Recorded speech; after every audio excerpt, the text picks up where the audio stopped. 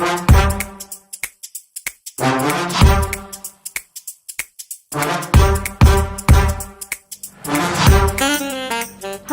everyone. If you are watching this but you are currently not one of my students and you're not a former student, maybe you don't know me at all, I'm Mrs. H. I'm a credentialed English teacher with 10 years of classroom experience.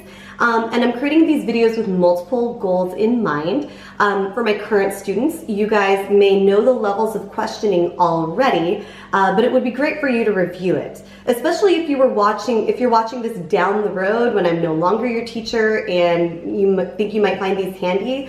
This resource is now here for you. I'm also creating my first YouTube video on something pretty simple and straightforward and that I know all of my students know, partly because I am still a beginner with YouTube content creation and I wanted to start with something I know well, and that's pretty simple. The other reason why, especially for people who might be using my channel as a resource, especially during the school closures, I use these are kind of a great foundation for almost everything I do in my curriculum. I frequently use these with critical reading and with essay writing, and so when I reference them in future videos, I can create a little card that links back to this one so that anybody can review it.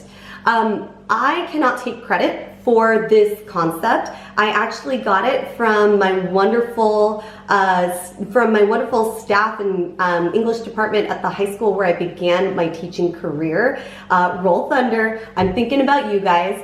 And actually, you guys at that department, if you're watching, you're probably going to see a lot of your stuff reflected back at you, because I did take a lot of that stuff when I taught 9th and 10th grade and made adjustments for teaching 8th and 7th grade to prepare kids for going to high school.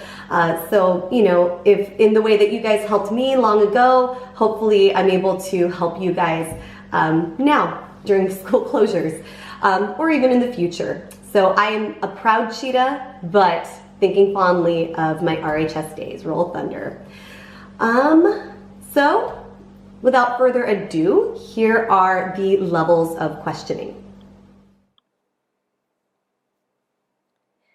Okay, everybody, so these are my video notes on the levels of questioning.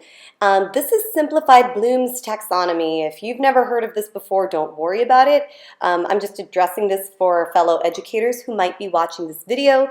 This is a simplified version of Bloom's Taxonomy. I have seen some schools use all 6 levels of Bloom's Taxonomy and try to get the kids to label what kind of thinking they're doing. But what I've seen is, especially with young kids, sometimes they get really caught up in trying to categorize the levels that they kind of lose the point of the lesson.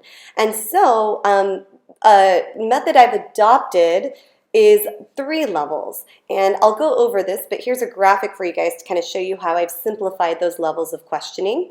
I use these for critical reading and for essay writing. I use them in both the process of discovery and in analysis. This could also be applied to other subject areas, and these are not limited to middle school. Even though my channel is focused on middle school, I actually learned these when I taught high school, and I have seen these used in science when kids are analyzing data from a lab. I've seen these used in history classes when kids are looking at a primary source.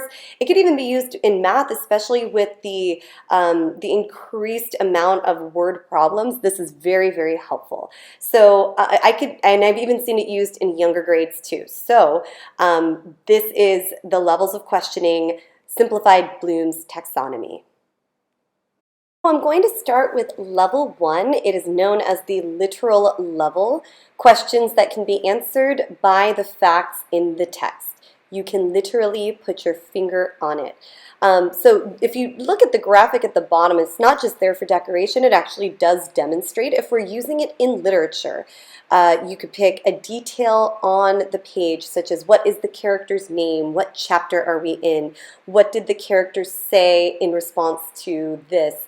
This is all stuff you could put your finger on. It's noticing the little details. A couple of verbs related to level 1 or that you might do in level 1 cognitively would be remembering, recalling, memorizing. I labeled these yellow because these are going to correspond to something in essay and paragraph writing that I will post later. But for right now, they are yellow. And yes, if you've already seen those future videos, yellow relates to evidence, and this is we use level 1 to search out evidence. So let's do a little bit of practice for level 1 with the American flag. A couple of level 1 questions you could ask. And remember, we gotta know, for level 1, we gotta know the answer already. We have to be able to see the detail right in front of us or put our finger on it. What colors are on the American flag? How many stripes are on the American flag? Where do we hang the American flag in the classroom? These are questions that you could easily see the answer to. Now, you might be thinking these are really easy. What is the point of asking a level 1 question? You know, this is really more for younger grades, but here's the thing. We're working with the American flag here. If I were working with a monologue from Shakespeare, and I jumped to level 2 straight away, it would be overly difficult for me, especially if I'm a young reader. The best way to access the deeper levels of reading is when you look at those details and you take into account the details that are easy to see and the details that, yeah, are easy to see but maybe aren't immediately obvious what they mean.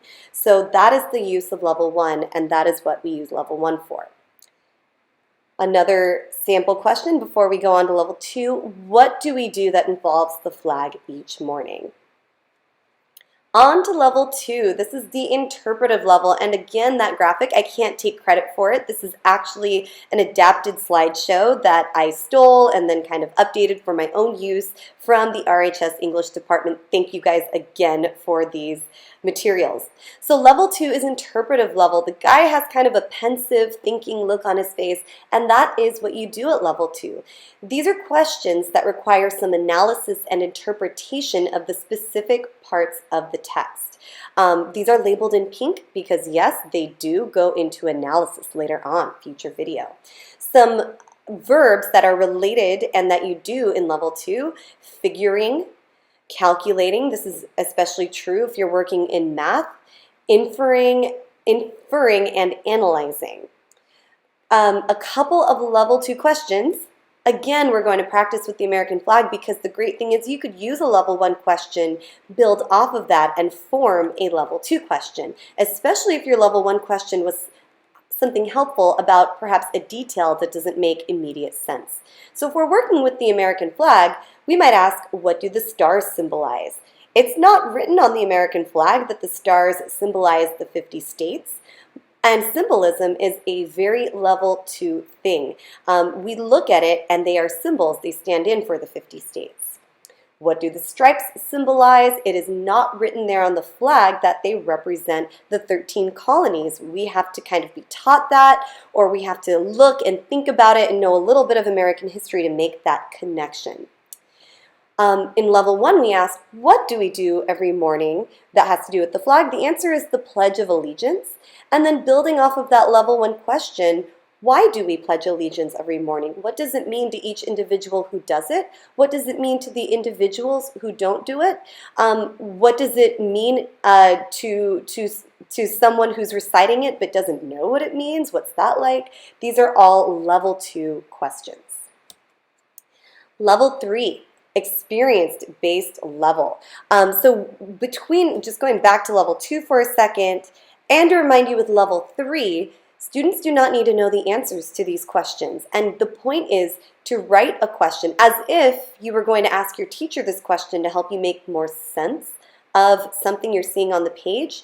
You do not need to know the answers. The point is to ask questions and to let yourself know, I don't know the answers right now. Because when we ask questions, it is the first step in our brains beginning to seek out the answers and make sense of things. So for level 3, experience-based level, this is a difficult level for very young students because your experience is limited. You know, you haven't lived a whole lot of life, but you can definitely use your experiences with reading, and of course all of us have been through stuff, good and bad, that we can definitely pull into asking level 3 questions. These are questions that are open-ended, and go beyond the text, outside of the text, and could provoke a discussion of an idea or an issue. So a couple of words that are associated with level 3: imagining, applying, extending, creating. And we're going to practice again with the American flag. Level 3 questions can be formed off of level 1 and level 2 questions, and as you will see here. So one of the ways I like to think about level 3, it's the same way as like a train of thought or a train of conversation. You know how one moment you're thinking about, oh, I can't wait to get out of school and run to the store and buy a candy bar, and then the next moment you could be thinking about, I don't know, what you did last summer. And the same goes with conversations. Sometimes conversations kind of meander and you end up talking about something that is completely different from where you started. Level 3 is kind of like that, except that level 3 you're looking at like the next stop of your conversation or like the next 2 stops. So not too far beyond, but starting to meander away. So with the American flag, a level 3 question would be, here's a hypothetical one. There are 2, not limited to these 2, but it kind of helps. Hypothetical: if the American flag were green, purple, and orange, what would that be like? Hypothetical questions are level 3 questions because they are beyond the text. They're taking the details from inside the text, twisting them around to see, well, beyond the text, outside, what would happen if things were different. Another one, this is an example of an extended, where you kind of take the topic you were thinking about and then extending it out beyond what's right in front of you. So extending beyond the American flag. What do the colors and shapes on the Mexican flag symbolize? In this conversation, this would be considered a level 3 question because we are now extending beyond what is in front of us. A note about the levels of questioning. If you are able to ask the questions, it's very helpful. It helps your brain begin to explore. But this is also something really helpful with test taking. If you are being asked a question on a test or on a study guide somewhere, and you could kind of categorize, okay, this sounds like a level 3 question, or this sounds like a level 1 question, or a level 2 question, you could kind of think about what kind of answer is my teacher looking for. Are they looking for an in-depth, connect to the rest of the world kind of answer? Are they just looking to see if I could read between the lines in this moment? Or is this a simple question that I don't need to put a whole lot of effort to? If you're able to kind of figure that out on your own, it really, really helps with giving your teachers those meaningful answers, or, you know, it might also save you time from giving an overly meaningful answer when they just wanted something simple, if you can categorize the levels of question. So we're going to do a little bit of practice with Cinderella. It's a well-known enough story, and this is really applying it to how it would work if I were telling a story in language arts and working with some literature. At the end of this video, or at the end of the slideshow, I am going to talk about how to use the levels of questioning a little bit more in general, and if you want to skip to that, you may go ahead. But this is some practice with Cinderella. So in level 1, what does Cinderella leave at the ball? Cinderella does not get home from the ball and say, oh, gee, I've got a lot of calluses on my foot. I must have forgotten something. You're not left wondering. You know that it is the shoe. The other level 1 example question is, how many stepsisters does Cinderella have? You're not in the middle of the book meeting new stepsisters or hearing these disembodied voices. It's usually pretty clear, depending on what version of Cinderella you're reading or watching, how many sisters she's got. The characters are pretty well established at the beginning of the story. Onward to level 2. So why are the stepsisters so mean to Cinderella? While the stepsisters might actually make some commentary and give you some level 1 answer to that, I always think that analyzing character behavior and feelings, especially things about like why a character might behave a certain way toward another character, there's always more to explore there, and I usually would keep that in level 2. Of course, we'll talk about it soon. There are some situations where a question can kind of fit into both level 1 and level 2. Another good level 2 question, especially with the Disney version, I don't think anywhere does Cinderella say exactly why she wants to go to the ball. I think it's just known that she wants to go. So what's her intention in going to the ball? Does she actually want to meet and marry Prince Charming? Or, is it because everyone's going, it's going to be a good time and she just wants to be there and be part of the action? What is the reason she wants to go to the ball? Onwards to level 3, and I've written you 2 questions. The first one is a hypothetical. What if Cinderella had no fairy godmother? This is elevated out of the text and almost kind of thinking about a different story or a parallel universe. How would the story be different without the fairy godmother factor? And then here's an example of an extended question. How well does the story represent families with step-parents and step-siblings?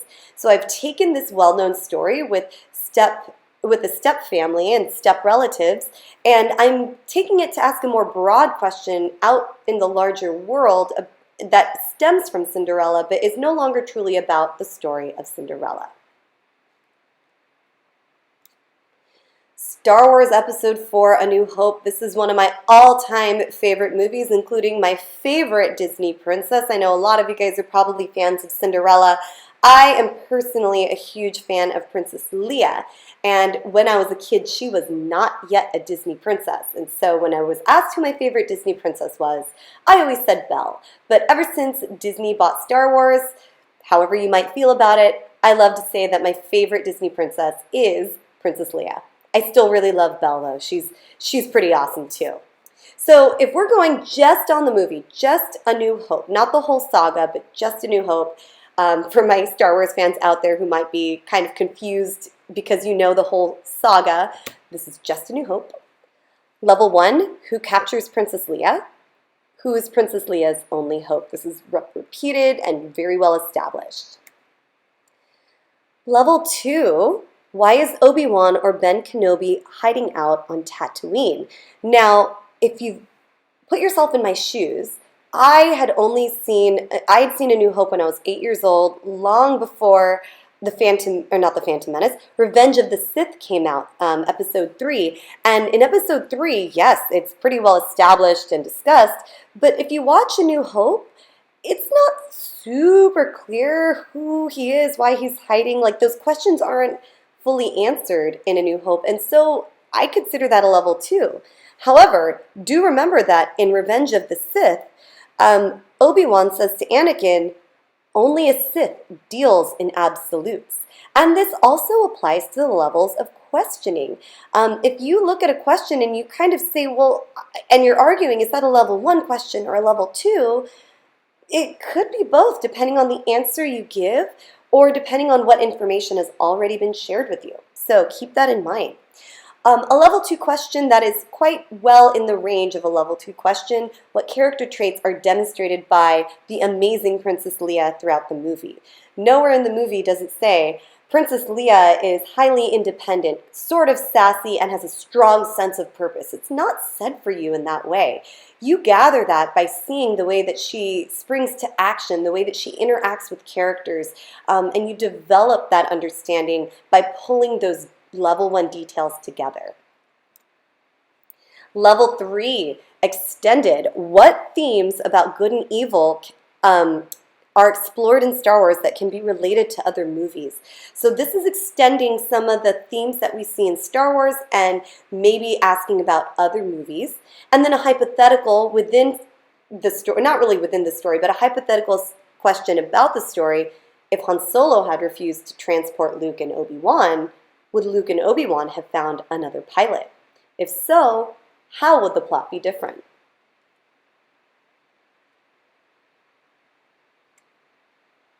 So this is back, this is a general application again of the levels of questioning, and this is my last slide, I promise. Level 1, some words you could use to form the question would be like, what is, what are, what is the character doing in this moment? Who is walking in the door right now? Level 2, why did this happen? Why did this character say this? Why did this character go there? How could? What does this show us about? Level 3, do you think that? So maybe starting a discussion with the person next to you or the person who might be reading your question and asking what their opinion is. Their response is level 3 because their response isn't in the text. So that actually is level 3. And then how would questions are really good for both starting a hypothetical and an extended question. So I've got 2 notes about forming the question. These are suggested question starters. You do not have to limit yourself like, oh, well, she said that that's a level 1 question starter. I have to stick with that. No, these are interchangeable. These are just suggested for a lot of situations. It might not always fit. The other thing to remember, especially for, both for students and teachers, fellow teachers, I actually don't grade my students or take points off if I ask them for a level 3 question and they give me a very solid level 2. I will point out that it is level 2, but I don't grade on this stuff, because if the kids start getting tripped up on, oh my gosh, I need to write a question that is the right level, it kind of defeats the purpose of getting them to ask questions in general and seek out the knowledge and be honest with themselves about what knowledge they're trying to seek that doesn't make sense or isn't available to them. And the other thing to emphasize for students, especially younger students who are more used to being on the answering side of questions, when you write a question, you do not need to know the answer in order to form it. In fact, the strongest questions are the ones that you don't know the answers to yet. Those are the best ones. So encourage students to ask questions that are not, like the answer is not yet known. Those are the best kind. No sweat, right? Pretty easy concept. So stay tuned, because I will be using this concept in future videos. I'll be referring to them a little bit more casually with the assumption that you know it, but if you ever need to review, go ahead and watch this video again or jump to the spot that is really going to help you. I'll try to put some video timing tags so that you can jump around in the video. I know it's maybe a little bit on the longer side. Don't forget to click like and subscribe. That way you can get alerts about my future videos. And in the comments, let's have you guys do a little bit of practice. Think about your favorite book or your favorite movie and try to write 1 question per level in the comments about your favorite book and your favorite movie. All right, until next time, guys, I hope you're doing well and staying healthy and finding moments of happiness during these school closures. I'll see you on the next one.